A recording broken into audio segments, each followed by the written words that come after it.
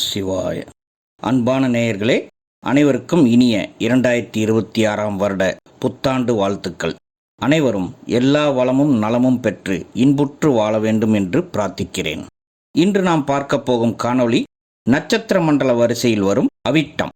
அவிட்ட நட்சத்திரம் பற்றிய ஒரு சிறு குறிப்பு. இதில் பிறந்தவர்களுடைய வாழ்க்கை முறைகள், தொழில்முறை மேன்மைகள் பற்றி பார்க்கலாம். அதற்கு முன்னால் ஒரு சில விஷயங்கள். இந்த அலர்மகள் அஸ்ட்ரோ சேனலை 2020 ஆகஸ்ட் மாதம் ஆரம்பித்து ஒரு வருடத்திலேயே என்னுடைய குடும்ப சூழ்நிலை காரணமாக தொடர முடியாமல் விட்டு 4 வருடங்களுக்கு பிறகு மீண்டும் ஆரம்பித்துள்ளேன். இருந்தும் உங்களிடமிருந்து கிடைக்கக்கூடிய ஆதரவு என்னை மெய்சிலிர்க்க வைக்கிறது. அதற்காக என் மனமார்ந்த நன்றியை தெரிவித்துக் கொள்கிறேன். பல ஜோதிட சாஸ்திர நூல்களில் இருந்து தேடி எடுக்கக்கூடிய கருத்துக்கள் மற்றும் என்னுடைய அனுபவ அறிவை வைத்து உங்களுக்கு தொடர்ந்து ஆழ்ந்த கருத்துள்ள விஷயங்களை தந்து கொண்டுள்ளேன். இந்த சேனலை புதுசாக பார்க்குறவங்களா இருந்தால் சப்ஸ்கிரைப் பண்ணிக்கோங்க. அவிட்ட நட்சத்திரம் செவ்வாயின் 3வது உடைப்பட்ட நட்சத்திரமாகும். இதை உடலற்ற நட்சத்திரம் என்று சொல்வார்கள். காரணம், 2 பாதங்கள் ஒரு ராசியிலும் மீதமுள்ள 2 பாதங்கள் அடுத்த ராசியிலும் வரும்.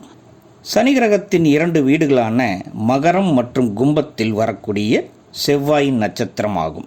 செவ்வாய் என்றாலே வீரம், ஆற்றல், கோபம், தைரியம், வேகம், போட்டி மனப்பான்மை, இலக்குகளை அடையக்கூடிய உத்வேகம் நிரம்பியது. நிதானம், மந்தத்தன்மை, பொறுமை, ஒழுக்கம், பொறுப்புணர்வு ஆகியவை சனியின் தன்மையாகும். வீரமான செவ்வாயின் நட்சத்திரம் நிதானமான சனியின் வீட்டில் சேரும்போது கலவையான பலன்கள் உண்டாகும். தன் சொந்த நட்சத்திர வீட்டில் உச்சமாகும் நட்சத்திரங்களில் செவ்வாயும் ஒன்றாகும். மகர ராசியில் உச்சமாகிறது.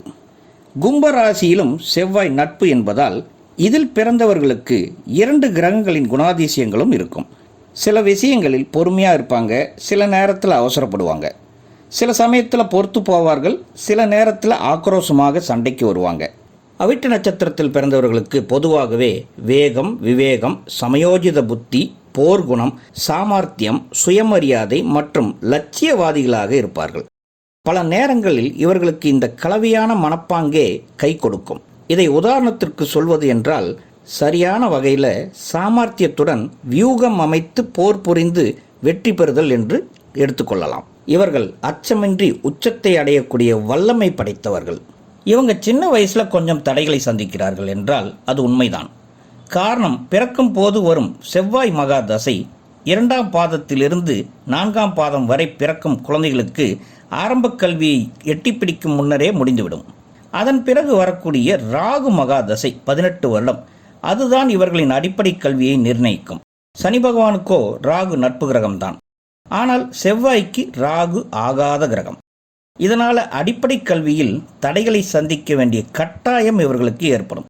ரொம்ப பெரிய இடத்தை எட்டிப்பிடிக்கும் விதி வாழ்க்கையில் இவர்களுக்கு உண்டு என்பதால் அடிமட்டத்தில் 0வாக வாழ்க்கையை ஆரம்பித்தாலும் எதிர்காலத்தில் பெரிய அளவில் முன்னேறி ஹீரோவாக வளர்ந்து காட்டும் வல்லமை இவர்களுக்கு உண்டு.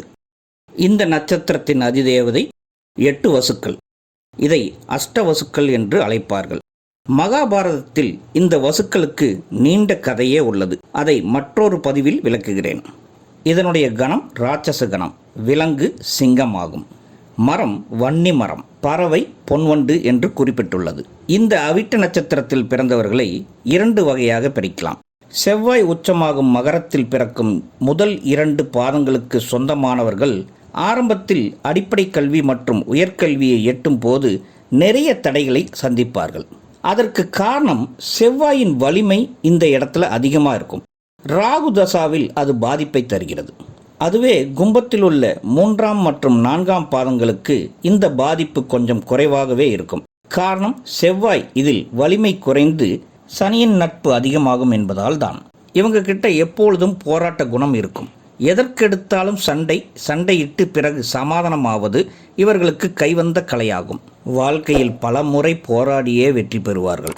இவர்களுக்கு படிக்கும் காலத்தில் செவ்வாய் சார்ந்த பொறியியல் படிப்பு, பொறியியல் துறையில் புது புது மிஷின்களை உருவாக்குதல், ஆராய்ச்சியில் ஈடுபடக்கூடிய படிப்பு, அறிவியல், மருத்துவம், பேராமெடிக்கல் துறையில் ஃபார்மசி படித்து மருந்து தயாரிப்பது அல்லது கண்டுபிடிப்பது மற்றும் லேப் டெக்னீசியன்கள் படிப்பு, ஃபோரன்சிக் துறை படிப்பு, நிர்வாகம் சார்ந்த படிப்புகள். ஒரு சிலருக்கு சட்டப்படிப்பு மற்றும் மொழி சார்ந்த படிப்புகளும் உண்டாகும். இன்னும் சிலர் விளையாட்டு சார்ந்த படிப்பையும் தேர்ந்தெடுப்பார்கள். இந்த நட்சத்திரத்துக்கு ஒரு பழமொழி உண்டுங்க. அவிட்டம் தவிட்டு பானையையும் தங்கமாக்கும் என்பார்கள்.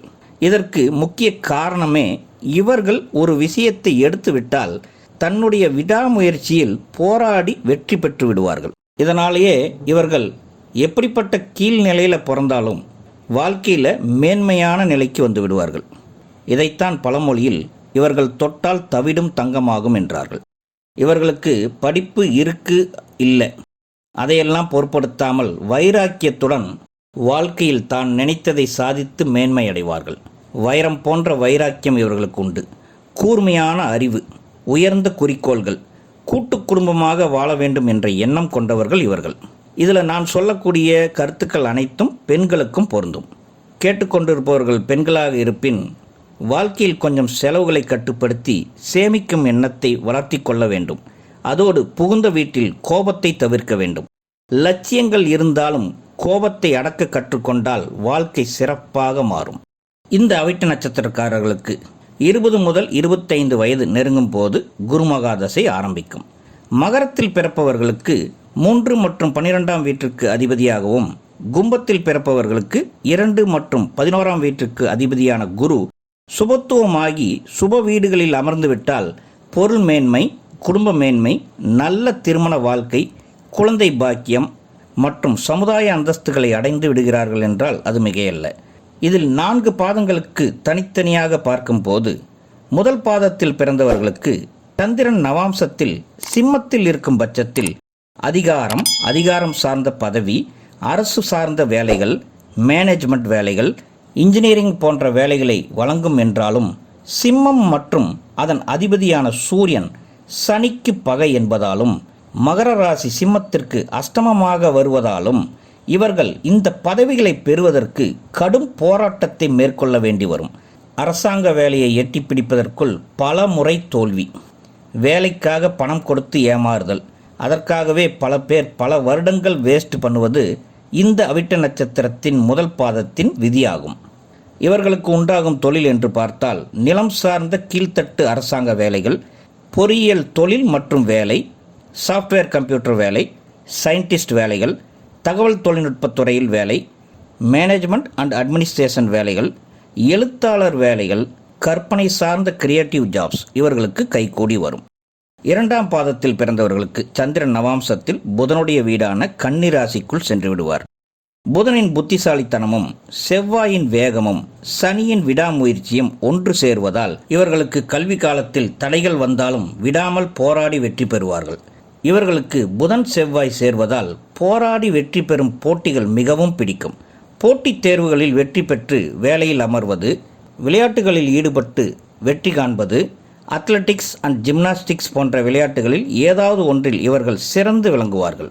அது மட்டும் இல்லாமல் மெக்கானிக்கல், சிவில், ஆராய்ச்சி, மருத்துவம், அக்கவுண்ட்ஸ், பேங்கிங், கணித ஆசிரியர் வேலை, எழுத்து சார்ந்த வேலைகள் இவற்றில் பொறுமை மற்றும் நிர்வாகத் திறமையுடன் செயல்பட்டு உயர்வு காண்பார்கள். அவிட்டம் 3ஆம் பாதத்தில் பிறந்தவர்களுக்கு ராசி கும்பத்தில் வரும். நவாம்சத்தில் சந்திரன் சுக்கிரனின் வீடான துலாம் ராசியில் இருக்கும்.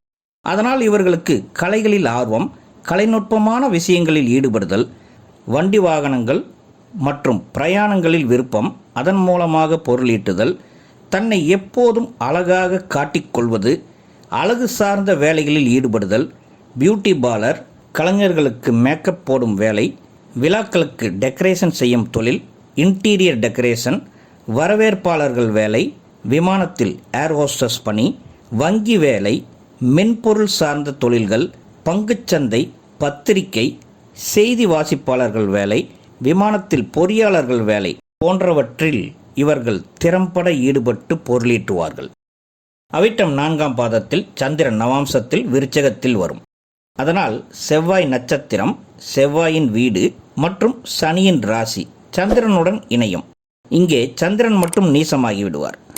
கீழ்த்தட்டு அரசு வேலைகளான நிலம் அளவீட்டாளர், கார்ப்பரேஷன் வேலை, ரேஷன் கடைகளில் வேலை செய்வது, இபி மற்றும் சுரங்க வேலை, டிரான்ஸ்போர்ட் சம்பந்தப்பட்ட வேலை, பொறியாளர் வேலைகளிலேயே பெரிய பெரிய மிஷின்களை ரிப்பேர் பண்ணக்கூடிய வேலைகள், அரசாங்க கான்ட்ராக்ட் வேலைகள், ரோடு கான்ட்ராக்ட் எடுத்து வேலை செய்வது, கட்டிட கான்ட்ராக்ட் எடுத்து வேலை செய்வது, பாலங்கள் கட்டுவதற்கு கான்ட்ராக்ட் எடுத்து தொழில் நடத்துவது மற்றும் செவ்வாய் இங்கு வலுப்பெறுவதால் மருத்துவம், சீருடை வேலைகளான போலீஸ், இராணுவம், பிடி மாஸ்டர் போன்ற வேலைகள் இவர்களுக்கு கை கொடுக்கும்.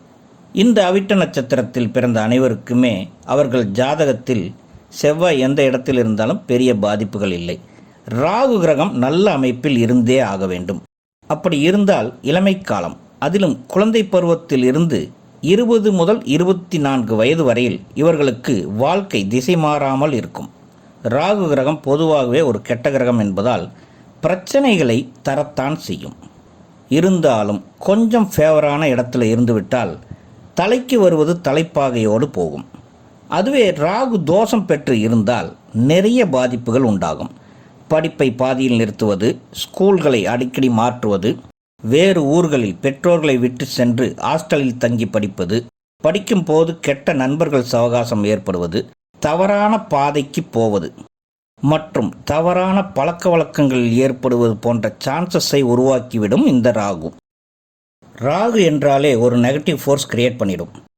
நெகட்டிவாக பேசுறது, நெகட்டிவாக திங்க் பண்ணுறது, யாரோடையும் ஒத்து போகாத குணங்களை வளர்த்து கொள்வது, இவை எல்லாமே ராகு கொடுப்பது தான்.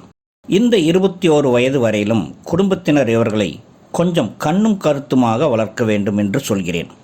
நல்ல வழிகாட்டுதல் இவர்களுக்கு தரணும். ஏனெனில் பிடிவாதமும் மூர்க்கத்தனமும் செவ்வாயின் கொடையாக இவர்களுக்கு சேர்ந்துவிடும். அதனால் ஆரம்பத்திலிருந்தே இவர்களை நல்வழிப்படுத்தி வளர்த்துதல் நல்லதாகும். ராகு மகாதசைக்கு அடுத்தது வரக்கூடியது குரு மகாதசை, 16 வருடம்.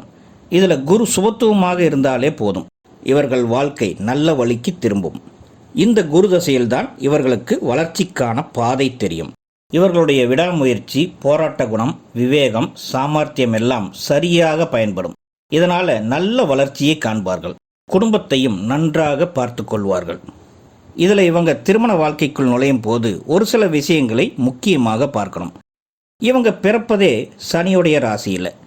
தன் வாழ்க்கை துணையை தேர்ந்தெடுக்கும் போது சனிக்கு ஏற்ற நட்பான கிரக ராசிகளை தேர்வு செய்வது வாழ்க்கையில் பல பிரச்சனைகளை தவிர்க்கும். சனிக்கு எதிராக செயல்படக்கூடிய ராசிகளை தேர்வு செய்தால் மன வாழ்க்கையில் கசப்புகளை சந்திக்க வேண்டியதாகிவிடும். குரு மகாதசை முடிந்து 37 வயதுக்கு மேலே இவர்களுக்கு சனி மகாதசை ஆரம்பமாகும். செவ்வாய்க்கு சனி ஆகாது, வலுவை இழக்கும் அல்லது பகையாகும். என்றாலும் ராசிநாதனே சனிதான் என்பதால் சனி ஒன்றரை இங்கே வேலை செய்யும்.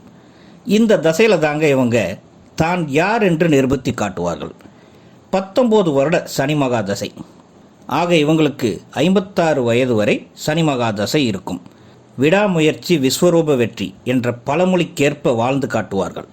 வேலை சுமை மற்றும் குடும்ப சுமைகள் இருந்தாலும் லட்சியவாதிகளாக வாழ்க்கையில் ஜெயித்து காட்டி காலரை தூக்கிவிட்டு நடப்பாங்க. சனி கிரகம் இவர்களுக்கு ஜாதகத்தில் நன்றாக அமைந்துவிட்டாலே போதும், இவர்களது வாழ்க்கையில் மேன்மைதான், தவிடும் தங்கமாகும். அதன் பிறகு வரக்கூடிய புதன் மகாதசை இவர்களை நிம்மதியாக வாழ வைக்கும். இந்த நட்சத்திரத்தில் பிறந்த பிரபலமானவர்களில் 63 நாயன்மார்களில் ஒருவரான பிரபல சித்தரான திருமூலரும் ஒருவர். மகாபாரதத்தில் வரக்கூடிய பீஷ்மரும் இந்த நட்சத்திரத்தில் தான் பிறந்தவர்.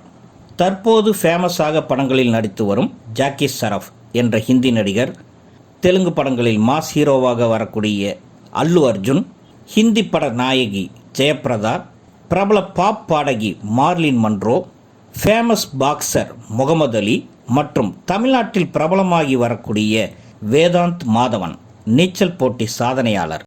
இவர்களைப் போன்று அவிட்ட நட்சத்திரத்தில் பிறந்த நீங்களும் வாழ்க்கையில் முன்னேற்றம் கண்டு நிம்மதியாக வாழ்வீர்கள்.